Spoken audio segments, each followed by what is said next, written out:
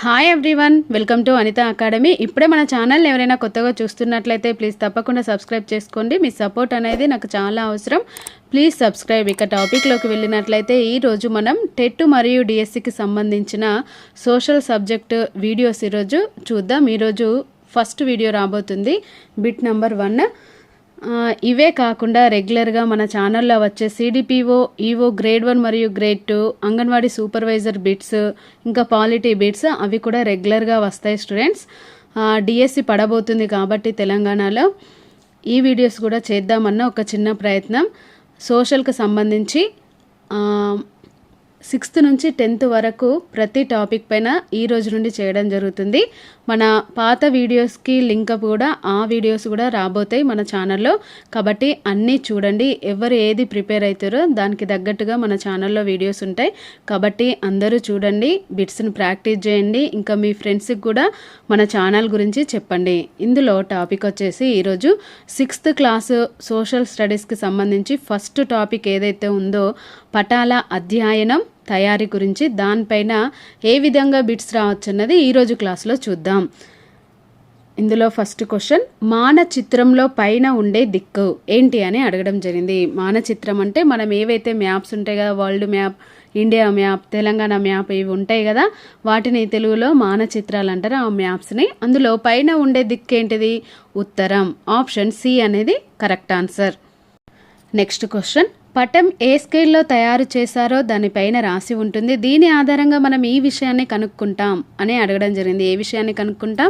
ఆ స్కేల్ యొక్క కొలతని బట్టి మనం వాస్తవ దూరాన్ని కనుక్కోవడం జరుగుతుంది. ఆప్షన్ సి అనేది కరెక్ట్ ఆన్సర్.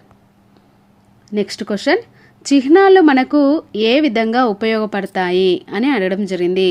మరి ఆ చిహ్నాలు, సింబల్స్ ఏవైతే ఉన్నాయో అవి ఏ విధంగా ఉపయోగపడడం జరుగుతుంది? వాస్తవంగా ఉన్న వాటిని చిన్నవిగా చూపెట్టడానికి ఉపయోగపడడం జరుగుతుంది. ఆప్షన్ సి అనేది కరెక్ట్ ఆన్సర్. మనం ఇక్కడ గమనించినట్లయితే మానచిత్రాలు చాలా చిన్నవని మనకు అందరికీ తెలిసిందే. వాస్తవంగా ఉన్న వాటిని అదే విధంగా చూపించగలుగుతామా? మానచిత్రాల్లో చూపించలేం. అందువల్ల మానచిత్రం తయారీలో చిహ్నాలను ఉపయోగిస్తాం. వీటి సాయంతో వాస్తవంగా ఉన్న వాటిని చిన్నగా చూపెట్టడానికి సాధ్యమవుతుంది. ఇక్కడ ఈ అంశాలని క్లియర్గా గుర్తుంచుకోండి. నెక్స్ట్ క్వశ్చన్, సాంప్రదాయక చిహ్నాలు అంటే ఏంటివి అని అడగడం జరిగింది. మరి సాంప్రదాయక చిహ్నాలు అంటే తరచుగా ఉపయోగించే చిహ్నాలనే సాంప్రదాయక చిహ్నాలు అంటాం. ఆప్షన్ డి అనేది కరెక్ట్ ఆన్సర్. నెక్స్ట్ క్వశ్చన్, భూమిపైనున్న వాస్తవ దూరాన్ని పటంలో ఎందుకు తగ్గించాలి అని అడగడం జరిగింది. ఎందుకు తగ్గించడం జరుగుతుంది వాస్తవ దూరాన్ని పటంలో? చాలా స్థలం కావాలి కనుక దాన్ని తగ్గించడం జరుగుతుంది. ఆప్షన్ ఏ అనేది కరెక్ట్ ఆన్సర్ అవుతుంది. నెక్స్ట్ క్వశ్చన్, స్టేట్మెంట్ స్కేల్ అంటే ఏంటి అని అడగడం జరిగింది. మరి ఇంతకీ స్టేట్మెంట్ స్కేల్ అంటే ఏంటిదంటే సరళమైన ప్రకటన స్కేలునే స్టేట్మెంట్ స్కేల్ అంటాం. ఆప్షన్ సి అనేది కరెక్ట్ ఆన్సర్. నెక్స్ట్ క్వశ్చన్, సాధారణంగా గ్రామాన్ని మరియు పట్టణాన్ని మానచిత్రాల్లో ఏ విధంగా సూచిస్తారు అని అడగడం జరిగింది. గ్రామాన్ని లేదా పట్టణాన్ని చుక్కలతో లేదా వృత్తాలతో చూపించడం జరుగుతుంది. కాబట్టి ఈ క్వశ్చన్ కరెక్ట్ ఆన్సర్ ఏదైతుంది? ఆప్షన్ సి పై రెండు సరైనవే అనేది కరెక్ట్ ఆన్సర్ అవుతుంది. నెక్స్ట్ క్వశ్చన్, తూర్పు దిక్కుకు అభిముఖంగా నిలబడి ఉంటే కుడి చేతి వైపు ఉండేవన్నీ ఏ దిక్కున ఉంటాయి అని అడగడం జరిగింది. మనం గనక తూర్పు దిక్కుగా ఫేస్ చేసి నిలబడితే మన కుడివైపు ఏ దిక్కు అవుతుంది? దక్షిణం అవుతుంది. ఆప్షన్ బి అనేది కరెక్ట్ ఆన్సర్. నెక్స్ట్ క్వశ్చన్, ఇక్కడ మ్యాచింగ్ అనేది ఇవ్వడం జరిగింది.